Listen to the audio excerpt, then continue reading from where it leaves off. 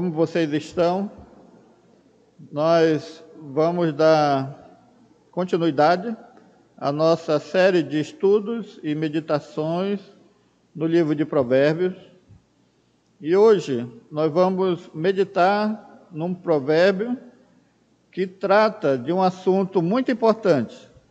Esse provérbio, ele está no capítulo 18, versículo 1.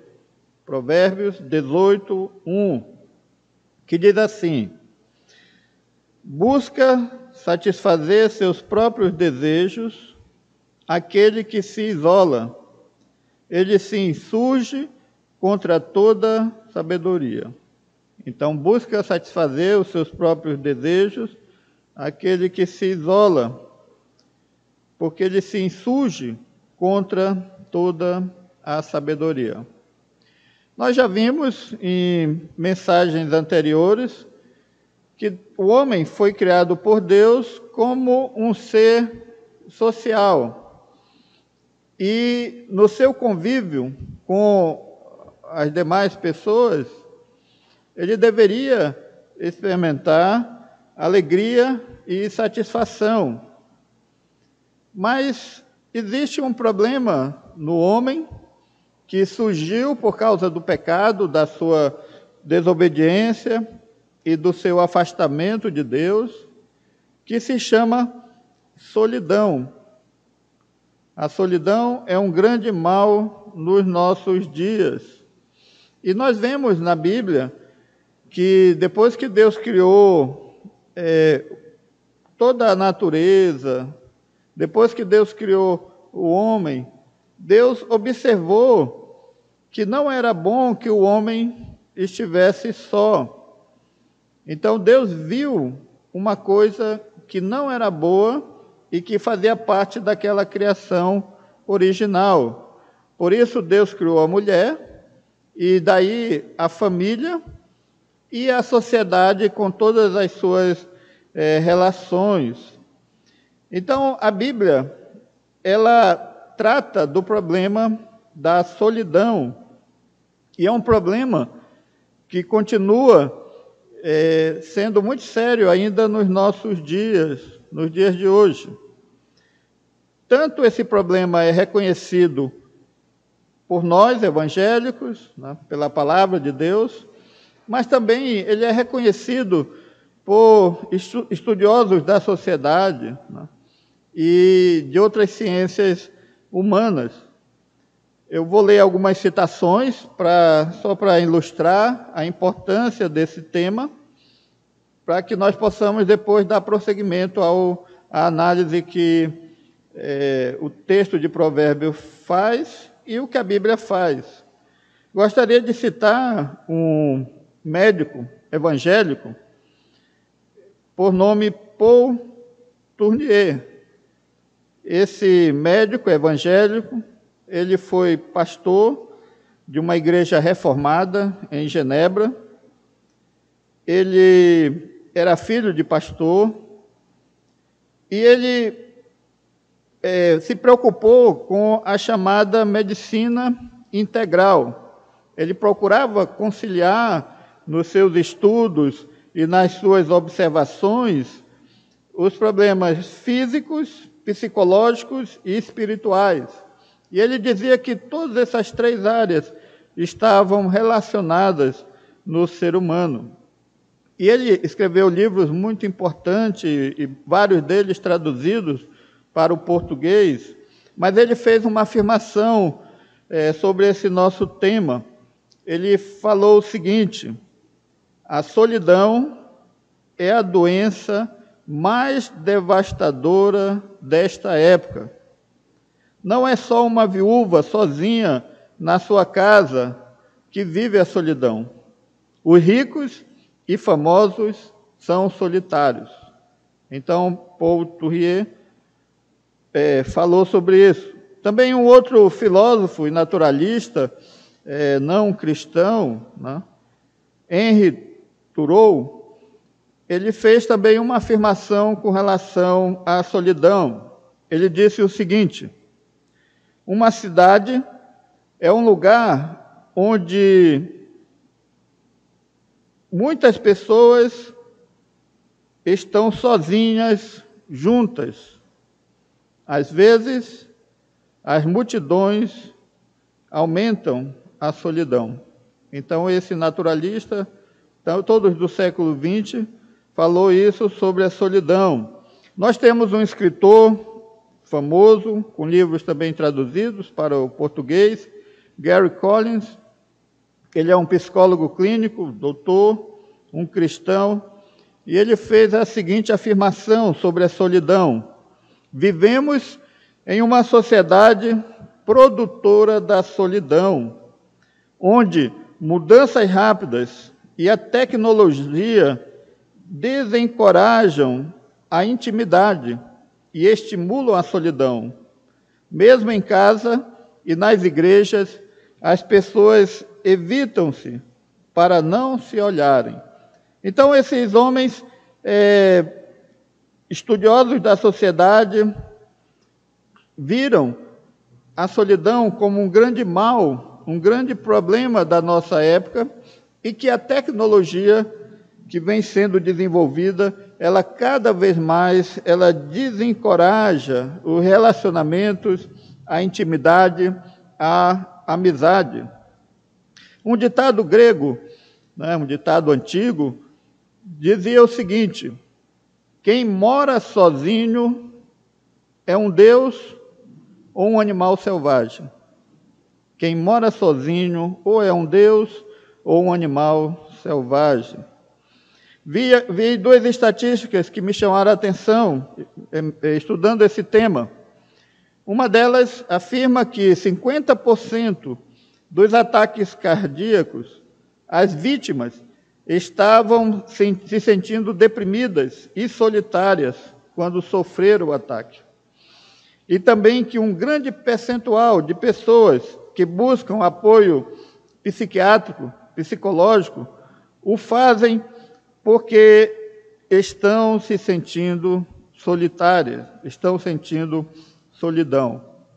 Então, é um tema muito necessário de ser debatido, estudado por nós cristãos, porque não só as ciências humanas detectaram esse problema e tentam ajudar a sociedade a lidar com ele, mas a Bíblia trata desse problema e traz orientações para como nós podemos lidar com ele. Salomão, no livro de Provérbios, ele trata desse tema importante e desafiador, que é um problema da humanidade. O homem solitário. O termo técnico para esse problema é misantropia. Misantropia. O que significa, então, esse problema, já diagnosticado e detectado pelas ciências médicas e sociais? Então, esse problema está relacionado à seguinte característica: a misantropia, ou quem sofre disso, é alguém que tem aversão a pessoas, que prefere viver solitário, estar solitário, a se relacionar com outros. Ele não confia em ninguém, ele não sente simpatia pelas pessoas, de maneira geral, ele não é atraído por pessoas, por grupos, por reuniões, por convívio social. Portanto, essa pessoa, ela acredita que não há nada que ela tenha em comum com essas outras pessoas. Ela se vê como diferente das demais. E ela escolhe, então, viver reclusa. E ela sempre vai ver o lado negativo das pessoas. As pessoas não prestam, então eu não vou me relacionar porque eu vou me decepcionar com as pessoas. Então ela vê sempre a parte negativa. Essas pessoas solitárias buscam seus próprios interesses. É o que Provérbios diz, né, busca satisfazer seus próprios desejos aquele que se isola. Ele se insurge contra toda a sabedoria. Então, essa pessoa, ela vê a vida a partir dos seus desejos e das suas necessidades. Ela busca os seus interesses, ela busca a gratificação pessoal, satisfazer seus desejos, e escolhe aquilo que é da sua vontade. Por isso que o provérbio grego, ele coloca uma situação muito interessante. Quem mora sozinho, ou é um deus, ou um animal selvagem. Ou ele é senhor de tudo, e ele se satisfaz, ou ele está se ocultando, porque ele tem coisas no seu coração que ele não quer que as pessoas vejam, que ele não quer que as pessoas descubram. Ele, então, briga, ele avança contra a verdade, contra a sabedoria e contra os conselhos. Esse provérbio, então, ele condena o isolamento egoísta, a aversão a pessoas, ele condena aquelas pessoas que não gostam de viver em sociedade, não gostam de conviver com os outros, são os solitários, os eremitas, e uma nomenclatura que está sendo muito utilizada nos nossos dias, de maneira bastante pejorativa, é o chamado lobos solitários, que se enquadra nesse problema social. Pessoas que se isolam, pessoas que têm aversão à sociedade, que geram ódio no seu coração e que cometem crimes por esse sentimento de ódio, de vingança contra a sociedade, os chamados lobos solitários. Então, em Provérbios, Salomão vai dizer que o solitário, ele busca seus próprios interesses, ele busca seus interesses egoístas. E Salomão está falando aqui de um problema muito sério, é que a solidão não tem a ver com timidez, não é porque a pessoa é tímida, não é porque a pessoa gosta de ficar sozinho, mas ele diz que essa solidão é um problema de pecado. Portanto, aqueles que têm dificuldade, têm aversão a relacionamentos, a participar de um grupo, a se envolver com pessoas, aquele que se isola e julga os outros, né, e se vê superior aos outros, essa solidão é um estado pecaminoso e não deve ser visto pela sociedade como algo normal. Há muitas pessoas, né, que se isolam em prol de uma causa nobre, e não é dessa solidão que Salomão está falando. Um cientista que dedica a vida num laboratório, ou vai para um lugar distante, para uma floresta, para a Antártida, estudar e se isola naquele ambiente, não é desse isolamento que Salomão está falando, da pesquisa, da dedicação.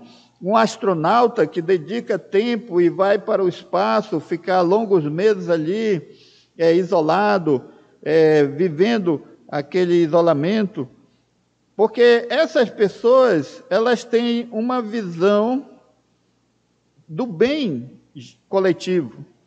Elas se isolam para produzir algo bom para a sociedade. Então, elas amam as pessoas, elas amam a sociedade e elas querem ser produtivas e elas querem cumprir uma missão e produzir algo bom. Não é desse tipo de solidão, né, que as pessoas enfrentam em determinada época das suas vidas por causa do estudo, do trabalho para um bem maior para a sociedade. Mas o caso aqui, que Provérbios está tratando, mas o que ele está criticando é uma solidão pecaminosa. Há aquela solidão também ocasional, em que a pessoa que está vivendo uma crise emocional, uma perda de um ente querido, essa pessoa quer ficar só e ela se recolhe para viver aquele momento de dor e de tristeza, mas não é dessa solidão que o livro de Provérbios está tratando. Aqui, o sentido é de uma solidão que é um problema, que é uma doença, que é pecaminosa, em que a pessoa evita voluntariamente, deliberadamente, o convívio social e ela se isola. Nesse capítulo 18 de Provérbios, ele está tratando sobre vários vícios sociais, e um deles é a solidão. Portanto, o sábio, a pessoa que busca a sabedoria, a pessoa que quer ser sábia, ela deve reconhecer que existe esse problema e ela deve procurar evitar que isso aconteça na sua vida. Ela deve cultivar relacionamentos saudáveis e ela deve viver em sociedade. Eu sei que eu estou falando de uma realidade em que muitas pessoas vivem sozinhas, no seu apartamento, em lugares isolados, por causa do estudo, por causa do trabalho, e talvez o que eu estou falando aqui não seja tão bem aceito por essas pessoas, mas o que o livro de Provérbios fala, o que esses estudiosos da sociedade falam, é que a solidão, ela é uma doença, ela é um problema grave e que traz consequências negativas para o bem-estar da pessoa. Como pensa um solitário? Qual é o que se passa pela cabeça de alguém que é um solitário? A primeira coisa que ele pensa é que todas as pessoas são indignas. As pessoas não merecem a minha companhia. As pessoas não são boas, então eu não vou me relacionar com essas pessoas, porque eu vou me frustrar, ou porque eu já me frustrei, eu já tive experiências negativas e descobri com o tempo que todas as pessoas são más. Todas as pessoas, segundo o pensamento do solitário, são tolas, superficiais. Também ele acha que ninguém vai entender a sua genialidade, quem ele é e o quão especial ele é. Para ele, as pessoas só vão decepcioná-lo. Ele quer ter o domínio da sua vida, tomar suas próprias decisões, e ele não quer prestar contas a ninguém. A ideia de que ninguém tem nada a ver com a minha vida. E também uma ideia de que eu não pertenço a um lugar onde há muitas pessoas e eu tenho que me relacionar.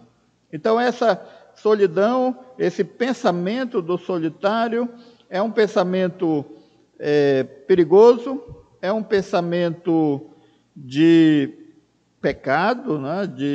de uma atitude de insubordinação, um levante contra a sabedoria. Nós vemos muitos casos na Bíblia tratando sobre isso.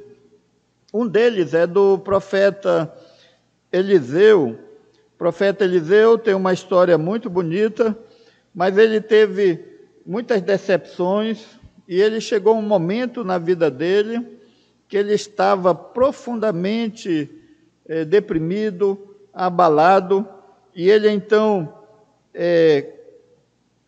conversa com Deus E ele diz o seguinte, em 1 Reis 19:10: tenho sido muito zeloso pelo Senhor, Deus dos exércitos. Os israelitas rejeitaram a tua aliança, quebraram teus altares e mataram os teus profetas à espada. Sou o único que sobrou, e agora também estão procurando matar-me. Então, na avaliação do profeta, ele era o único que tinha sobrado. Ele era o único que podia combater aquela situação. Todos estavam errados, todos se desviaram, e só ele era o único que permanecia fiel a Deus. Esse é um pensamento do solitário. Ele acha que ele é único em toda a sociedade e que todos são, de certa forma, seus inimigos e que não merecem, não são dignos da sua presença, não são dignos da sua companhia. O solitário, portanto, é uma pessoa orgulhosa e ela precisa se arrepender, ela precisa cair em si e ela precisa conviver com as pessoas, ela precisa aprender a ouvir as pessoas, ela precisa aprender a cultivar um relacionamento, amizades, estar junto de pessoas, viver uma rotina de vida onde as pessoas estejam presentes na vida dela. Senão, esse mal vai dominar o seu coração, vai adoecê-la e vai prejudicar a sua vida. E ela vai sofrer com isso. A Bíblia ensina muitas coisas. Nós temos o exemplo de Cristo. Além da Bíblia falar sobre a relação de Jesus com o Pai e com o Espírito Santo, uma comunhão eterna, né? E só o cristianismo apresenta Deus nessa figura, né, da triunidade de Deus, Pai, Filho e Espírito Santo, numa relação perfeita de unidade, de companhia, de sabedoria, de decisões, de conselhos. Então, Deus, ele é apresentado dessa forma, um Deus que se relaciona entre si, nas três pessoas, mas um Deus que se relaciona com a natureza, um Deus que se relaciona com a sociedade ou com a raça humana, pessoas pecadoras, seja qual for a situação dela, e o exemplo em Jesus é bem claro, ele se relacionou com pessoas doentes, ele se relacionou com pobres, ele se relacionou com pessoas ricas, ele se relacionou com pessoas cultas, pessoas simples, ele se relacionou com crianças, colocou ela no seu colo, abençoou, ele se relacionou com mulheres, que era um tabu naquela época, essa conversa e esse ensino para mulheres. Ou seja, a Bíblia mostra Jesus não como um religioso solitário, mas como alguém que se relacionava com as pessoas, diferente dos fariseus. Os fariseus, eles entendiam que a dedicação a Deus deveria afastá-los desse convívio com essas pessoas pecadoras, pessoas ignorantes, pessoas que tinham falhas, defeitos.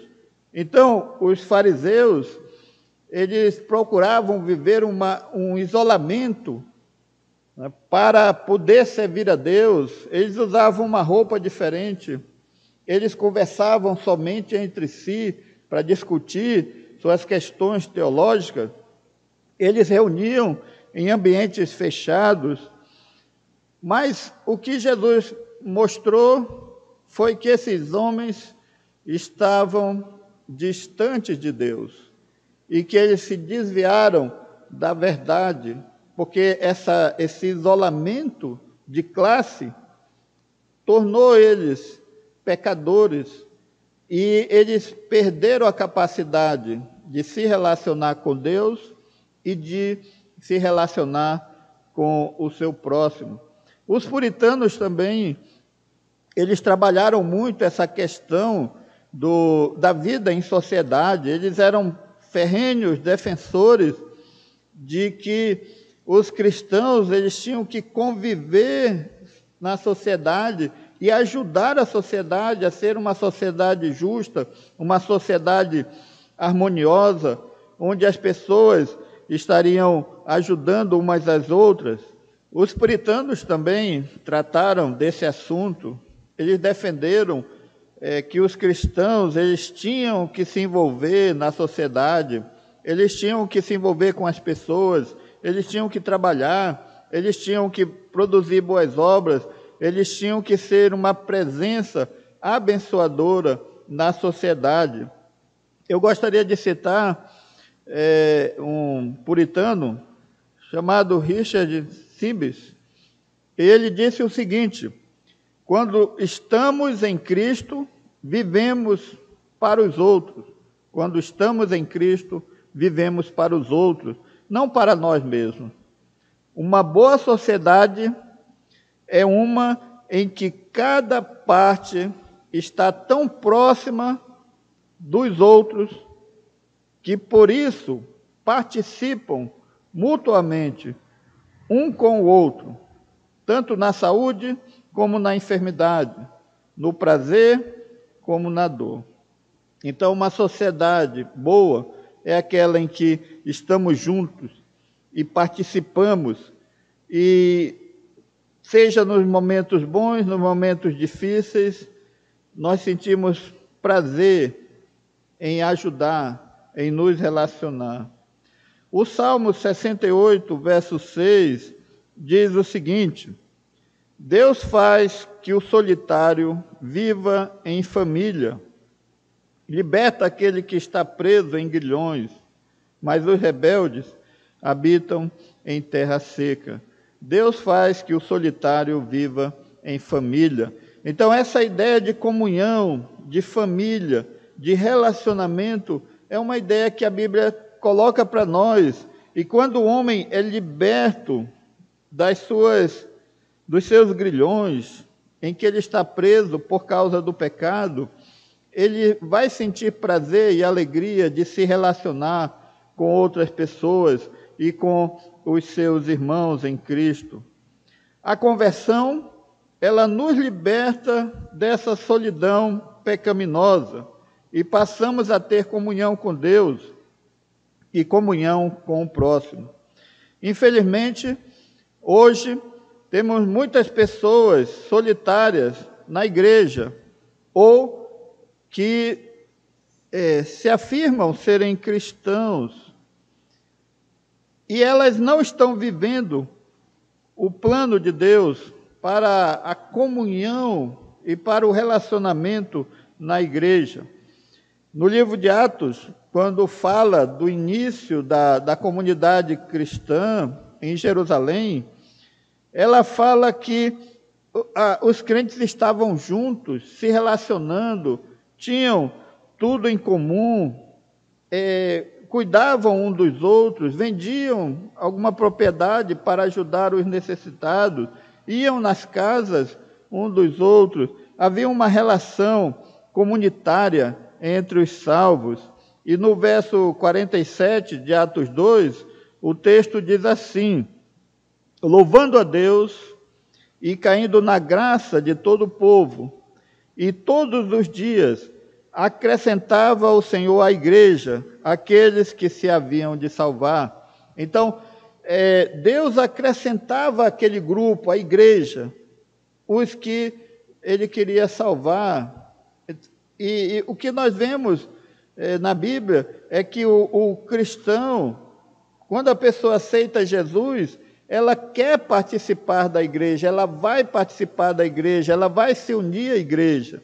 Mas hoje nós vemos uma situação estranha a essa doutrina bíblica, a esse ensino bíblico, que são os famosos crentes desigrejados ou crentes solitários que não querem compromisso com a igreja, que não querem se envolver com aquele grupo, porque há um orgulho no seu coração, ele se julga melhor do que os outros, ele tem um problema de pecado no seu coração, e ele então é um solitário espiritual. Ele acha que só ele e Jesus é suficiente para a sua vida cristã, mas ele está indo contra ao que a própria Bíblia ensina e nos exorta como meio de bênção, de edificação, de crescimento espiritual, que é a vida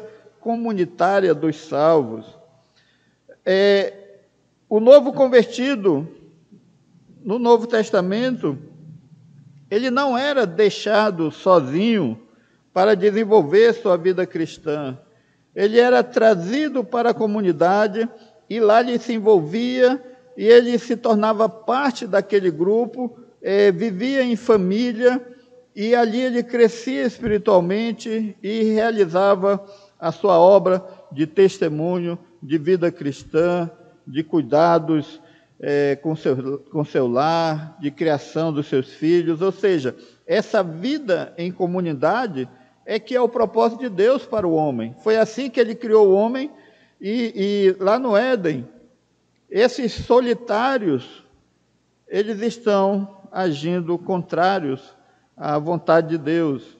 Infelizmente, hoje, muitos têm adotado essa visão de crentes desigrejados, crentes solitários, e isso traz prejuízo ao seu crescimento espiritual, a seu amadurecimento e a sua ação como testemunho de Cristo. Os cristãos, eles sempre procuraram se firmar na comunhão.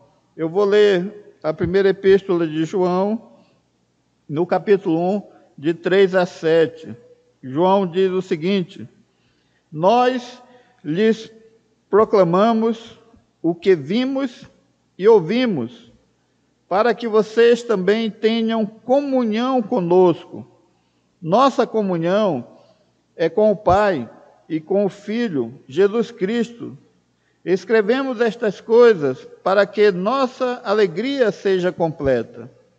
Se, porém, andamos na luz, como Ele está na luz, temos comunhão um com os outros, e o sangue de Jesus, seu Filho, nos purifica de todo o pecado. Então ele fala que eles proclamavam a mensagem que eles ouviam. E a mensagem é essa: tenham comunhão, se relacionem, estejam juntos.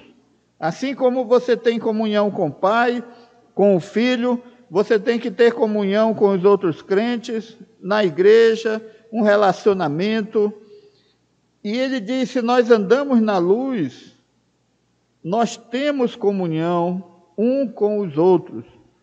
Então, não ache que é normal você não gostar de se relacionar com pessoas na igreja. Tem uma reunião, tem um aniversário, tem uma atividade na igreja. Mas eu não gosto disso, eu não gosto de estar junto de gente, eu não me sinto bem. Isso é pecado, isso é orgulho, isso é um erro. A comunhão, ela precisa ser trabalhada, ela precisa ser desenvolvida. A igreja, ela nunca vai ser perfeita. Se nós estamos na luz, temos comunhão uns com os outros. Jesus nunca incentivou o isolacionismo.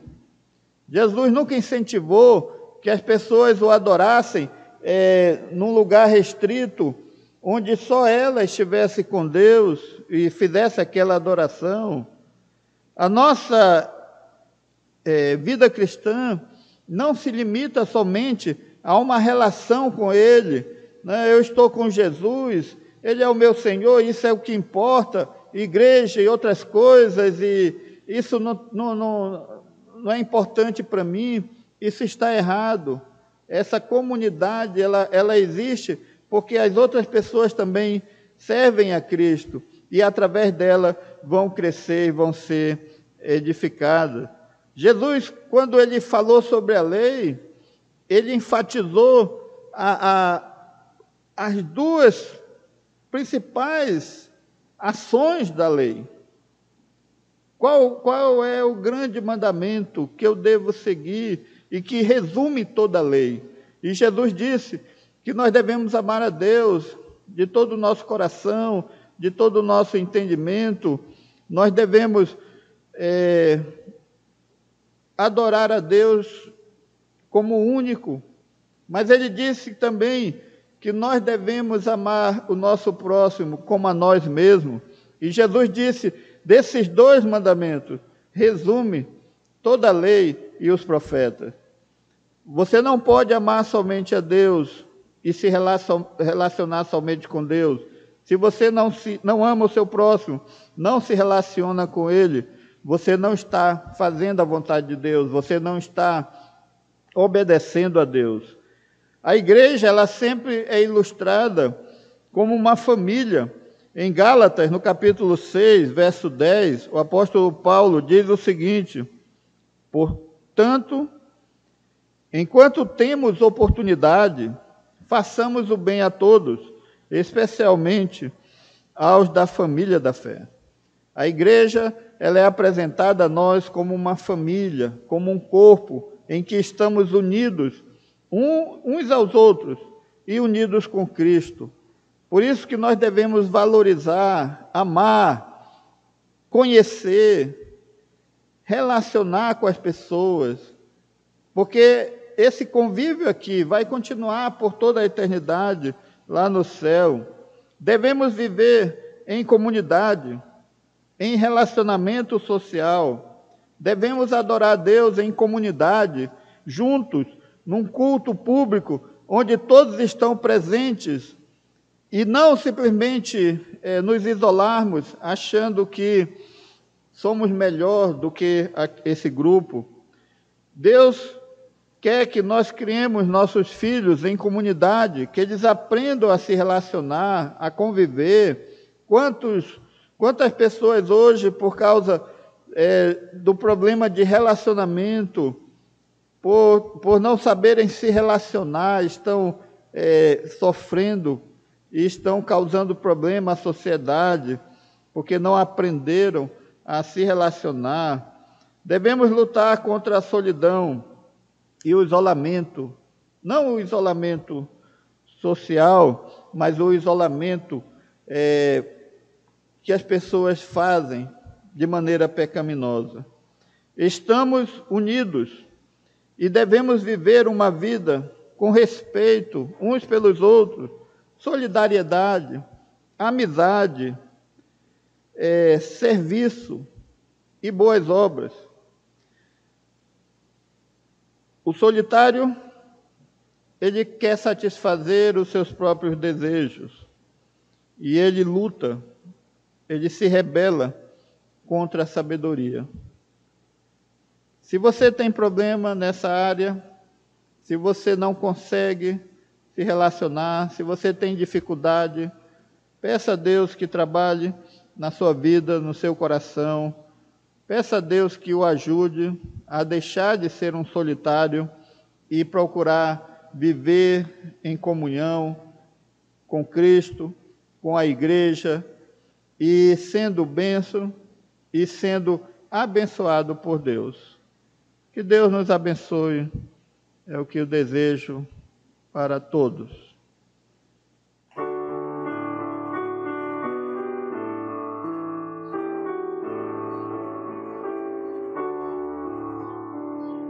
As criaturas de Deus